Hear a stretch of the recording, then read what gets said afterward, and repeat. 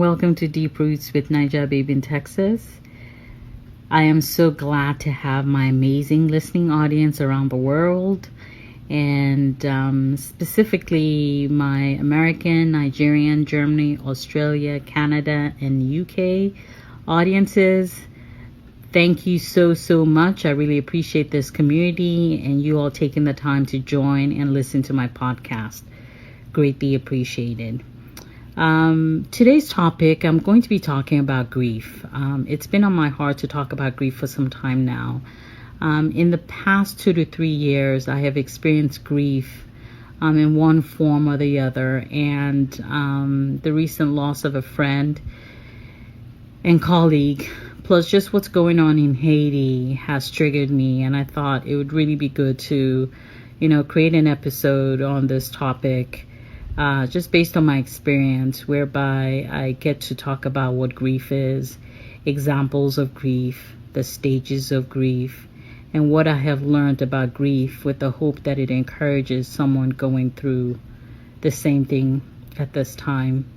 And knowing that we all experience grief differently, it's not a one-size-fits-all, but just being able to touch somebody and help someone as needed. And so let's dive into it, right? And so the first question is really, what is grief? And the definition of grief is deep sorrow that's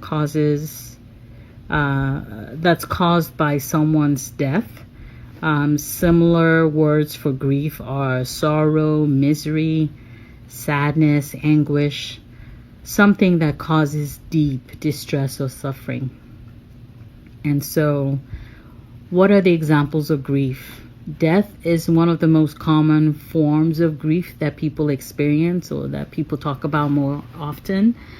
The other is divorce, or changes in a relationship, including friendship, changes in your health or the health of a loved one, losing a job, or changes in your financial security.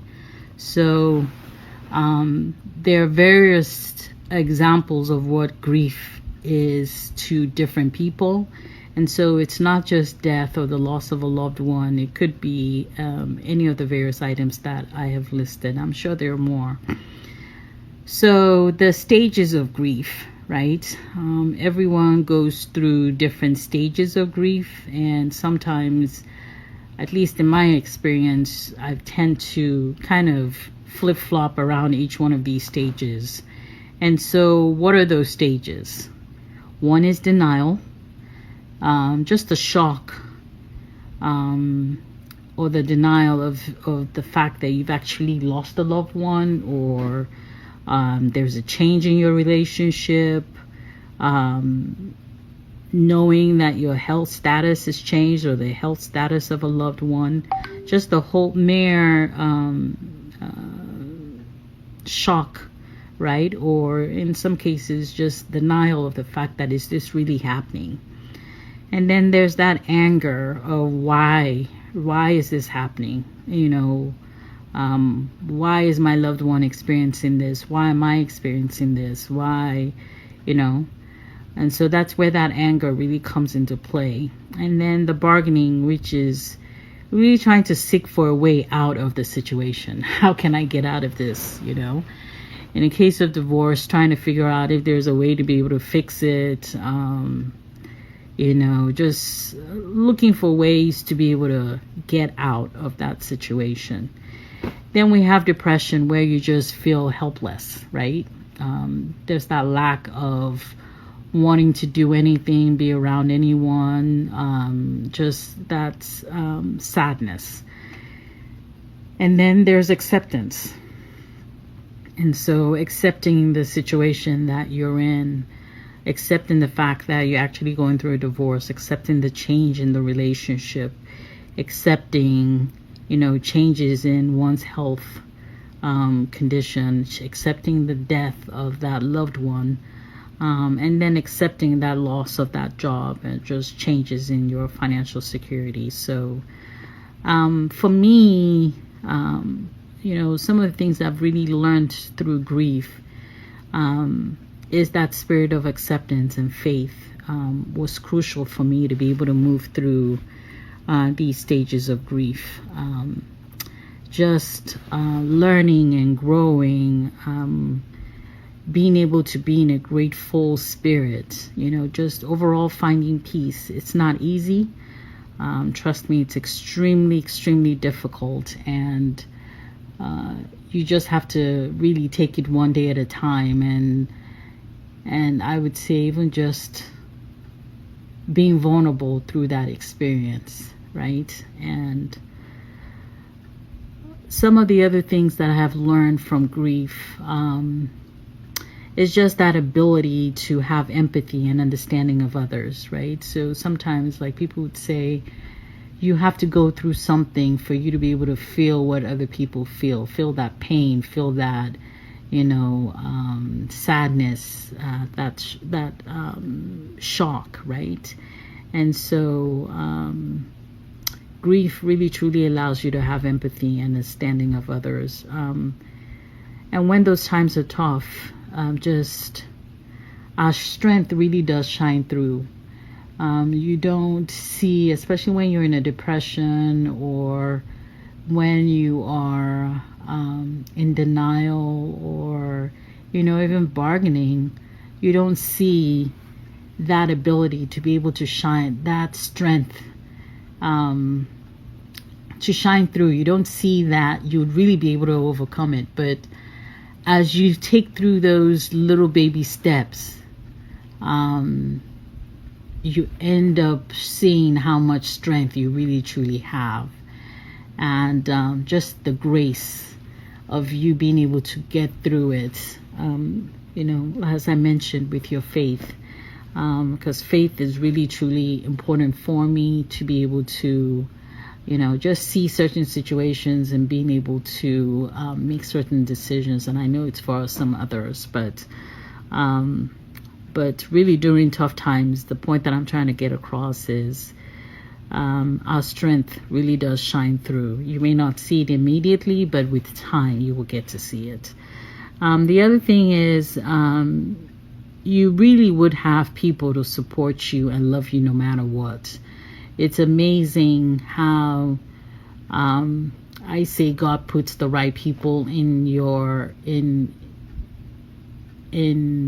whether it be your family, your friend circle, to really be able to guide and support you during that time. Sometimes it could just be mere strangers that the love and the support that you receive from them is able to get you through that next step and that next step and that next step.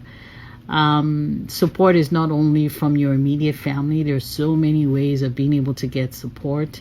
And so whether it be it from a therapist, whether it be it from your family members, whether it be from your friend circle, your co-workers, I mean, it's amazing how much we still see in this world. Even though it's so chaotic right now, there's still a lot of people who are doing good to be able to help one another and see other people go through difficult times. So having people to support you is really, really important, and receiving that love is also important.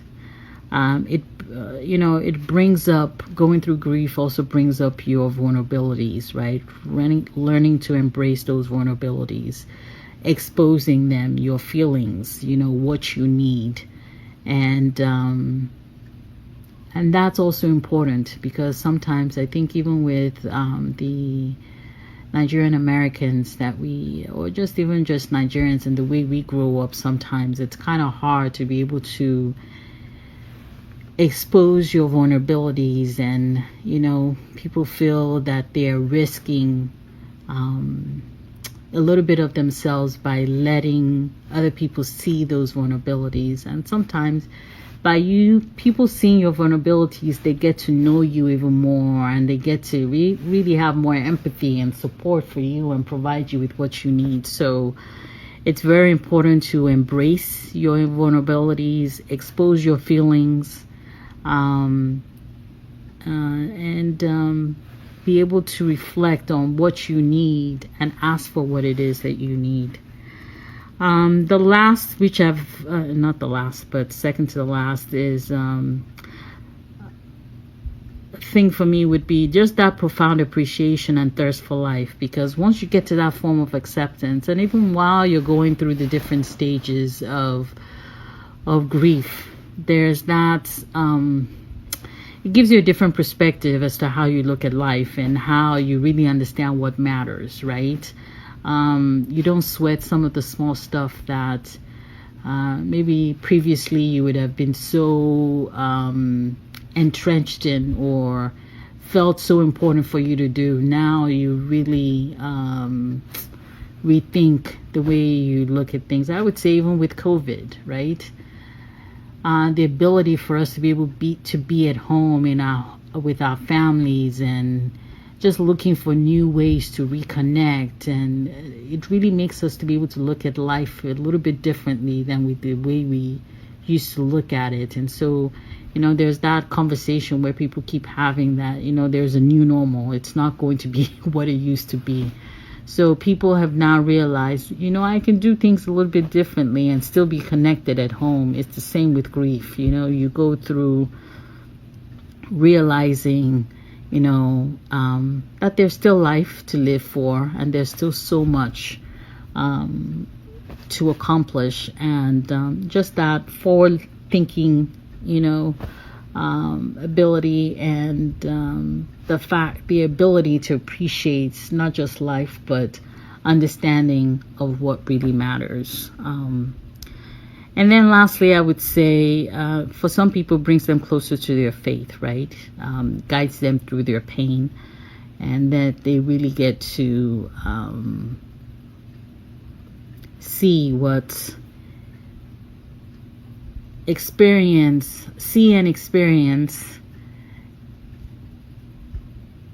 their faith and understand the impact of their faith to be able to guide them through the experience or the issues that they're feeling or the grief that they're feeling at that time. So in conclusion, I guess for me, I just wanted to remind everyone that there's support. You're not alone.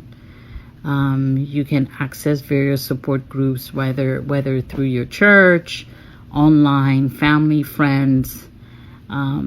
Also, I think something that's really important is allowing your friends, your family, or whoever support you when you need that support. And it's okay not to know what you're feeling, what's next, what you need to ask for.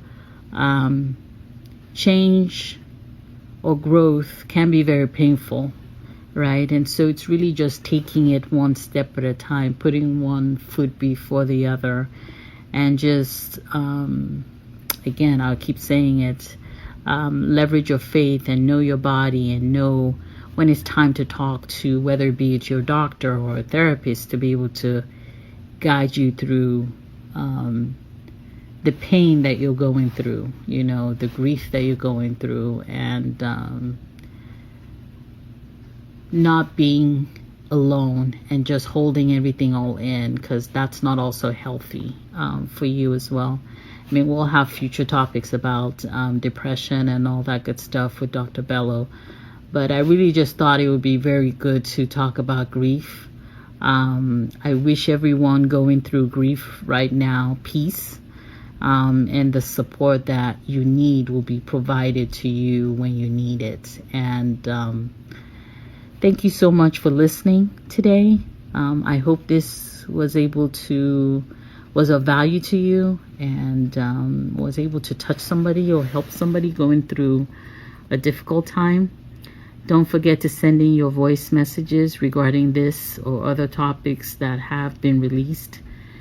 Thank you so much again for listening and for your time. Be safe and healthy. Thank you, guys.